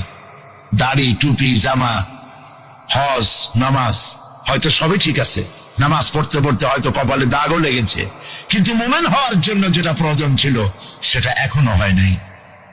এই জন্য আমি মাঝে মধ্যে দুঃখ করে বলি, মরা মানুষ তো জিন্দা হইতে পারে না, ঠিক কিনা? কিন্তু কোন মরা মানুষ যদি জিন্দা হইতে পারতেন, এমন কোন সিস্টেম যদি থাকতো, আর একজন সাহাবী যদি জিন্দা হতে পারতেন, আর আমাদেরকে যদি দেখতেন, আমাদের আমালগুলি যদি দেখতেন, চিৎকার দিয়ে বলতেন আল্লাহর কসম, মুহাম্মদ সাল্লাল্লাহু আলাইহি ওয়াসাল্লাম রক্ত দিয়ে, সাহাবায়ে কেরাম জীবন দিয়ে যে মুসলমান তৈরি করে গেছিলেন, এরা সেই মুসলমান না। আমাদের ইসলাম শুধু মসজিদের মধ্যে, আমরা যে মুসলমান তার পরিচয় শুধু মসজিদের মধ্যে। মসজিদ থেকে বেরিয়ে যাওয়ার পর আমার আচরণ আর হিন্দুর আচরণ আর খ্রিস্টানের আচরণের মধ্যে, ইহুদির আচরণের মধ্যে কোনো পার্থক্য আছে কি? বরং আমি তো আরো বাড়িয়ে বলবো এক ধাপ এগিয়ে, এই পৃথিবীতে যদি চ্যালেঞ্জ হয়, কম্পিটিশন হয়, পৃথিবীতে সব থেকে বেশি মিথ্যে কথা কারা বলে? জবাব রূঢ় হলো বাস্তব। জবাবটা হচ্ছে মুসলমানেরাই। ওজনে কম দেয় কারা বেশি? মুসলমান। খাদ্যে ভেজাল দেয় কারা বেশি? মুসলমান। তাহলে আল্লাহর রহমত আমরা কেন পাবো? এই জন্য কোরআনে কারীম যে উদ্দেশ্য ছিল, আমরা সেই উদ্দেশ্যকে পূরণ করতে পারিনি। কোরআন শরীফ, সুবহানাল্লাহ, সুবহানাল্লাহ, কোরআন একটি বর্ণ মুহাম্মদ সাল্লাল্লাহু আলাইহি ওয়াসাল্লামের বানানো এর মধ্যে নাই। আল্লাহু আকবার। দেখেন না কোরআন শরীফের অরিজিনালিটি, এর অথেন্টিসিটি, এর নির্ভরতা, এর পিউরিটি কতটা 100% মিয়া বিল মিয়া কারেক্ট। সেটা হলো এই কোরআন শরীফে 114টি সূরার প্রত্যেকটি সূরার শিরোনামে আছে বিসমিল্লাহির রহমানির রহিম। একটা সূরায় নাই। কোন সূরা? কেন নাই? এই জন্য নাই যেহেতু এই সূরা নাজিলের সময় আল্লাহ পাক এটা বলেন নাই। জিবরাইল আলাইহিস সালাম যখন নবী করিম সাল্লাল্লাহু আলাইহি ওয়াসাল্লামের কাছে এটা তেলাওয়াত করে শোনায়েছেন, তিনি বিসমিল্লাহ তখন বলেন নাই। নবী করিম সাল্লাল্লাহু আলাইহি ওয়াসাল্লাম যখন সাহাবায়ে কিরামকে লিখতে বলেছেন, কাতেবে ওহী যারা ছিলেন, তখন তিনি এই সূরার প্রথমে বিসমিল্লাহ বলেন নাই, তাই বিসমিল্লাহ এখানে লেখা হয় নাই। তার মানে হচ্ছে কোরআন শরীফ বিন্যাস করা, এর শব্দ বিন্যাস, সূরা বিন্যাস, এর সবকিছুকে বিন্যস্ত করার দায়িত্ব ছিল আল্লাহ পাকের। সুবহানাল্লাহ। আল্লাহ রাব্বুল আলামিন কোরআনে কারীমের মধ্যে বলেছেন, ইন্না নাহনু নাযালনা যিকরা ওয়া ইন্না লাহু লাহাফিজুন। কোরআন নাজিল করেছি আমি আল্লাহ, আর এর সংরক্ষণের সবটুকু দায়িত্ব আল্লাহ রাব্বুল আলামিন নিজেই গ্রহণ করেছেন, আমি গ্রহণ করেছি। নাজিল করছি আমি, হেফাজত করবো আমি কে? বলেন সবাই, আমি হেফাজত করবো এটাকে। আল্লাহ পাক গ্যারান্টি দিচ্ছেন, ওয়ালাউ তাকাওয়ালা আলাইনা বা'দাল আকাওয়িল। আমার নবী যদি নিজের থেকে বানিয়ে কোনো কথা আমি আল্লাহর নামে কোরআন শরীফের ভিতরে চালাই দিতেন, আমি আমার নবীর ডান হাত চেপে ধরতাম, আর তার কণ্ঠ নালীকে আমি আল্লাহ কেটে ফেলে দিতাম। কত বড় কথা! গলা কেটে ফেলে দিতাম একটি কথাও যদি নিজের থেকে বানিয়ে বলতেন। সুবহানাল্লাহ বলেন। সেই কোরআন একটি শব্দ মানুষের নেই। আল্লাহ পাক বলেছেন, এর উপর, কোরআনের উপর থেকে, এর নিচের থেকে, এর ডান থেকে, এর বাম থেকে, এর ভিতরে শয়তানের বাতিলের প্রবেশের কোনো অধিকার নাই। যদি থাকতো এতদিনে কত বেড়াছেড়া করতো, সেরা বেড়া করতো, উল্টো পাল্টা করিয়া সর্বনাশ করে ফেলাইতো, ঠিক কিনা? পৃথিবীতে শত শত কোটি খ্রিস্টান পৃথিবীতে আছে। খ্রিস্টানদেরকে চ্যালেঞ্জ করুন তো, যে একটা বাইবেলের হাফেজ দাও আমাদেরকে। সারা পৃথিবীতে একটা হাফেজ চাই, বাইবেল মুখস্থ করছে, পাওয়া যাবে? যাবে না। হিন্দুদেরকে চ্যালেঞ্জ করে, কত কোটি হিন্দু আছে তোমাদের, বেদ তোমাদের ধর্মগ্রন্থ, বেদ মুখস্থ করছে, এরকম হাফেজ দাও, পারবে দিতে? পারবেন। মহান আল্লাহ রাব্বুল আলামিন কোরআনে কারীমকে হেফাজত করেছেন। সূরা কমরের মধ্যে রাব্বুল আলামিন বলেছেন, ওয়ালাকাদ ইয়াসসারনাল কুরআনা লিযিকরি ফাহাল মিন মুদ্দাকির। আল্লাহ পাক বলেন, অবশ্যই কোরআনে কারীমকে আমি মানুষের কাছে মুখস্থ করার জন্য আর বোঝার জন্য সহজ করে দিয়েছি। মুখস্থ করাও সহজ আর বোঝাও সহজ। কিন্তু দুর্ভাগ্যজনক সত্য আরেকটি কথা আছে, সেটা হলো এই, মুসলমান দাড়িওয়ালা টুপিওয়ালা আল্লাহর মসজিদের ভেতরে বসে এক শ্রেণীর মুসলমানেরা বলে, কোরআন বোঝা আমাদের কাম না, আমরা পাবলিক, আমরা কোরআনের বুঝবো কি? কোরআন বুঝবে আলেমেরা। অবশ্যই এই রকমের লোক নারায়ণগঞ্জে নাই, বিভিন্ন জেলায় আছে। কোরআন আমরা বুঝবো না, বিশাল ব্যাপার। আল্লাহর কোরআন, এর আমরা বুঝবো কি? এই কথাটা শয়তানের একটি ওয়াসওয়াসা, এই কথাটি শয়তানের মারাত্মক ওয়াসওয়াসা। আল্লাহ খান কোরআন দিছেন খালি মৌলানা মৌলবীদের বুঝাবার জন্য, আর কেউ এটা বুঝবে না। আল্লাহ পাক বলছেন আমি মানুষের জন্য কোরআন বোঝা সহজ করে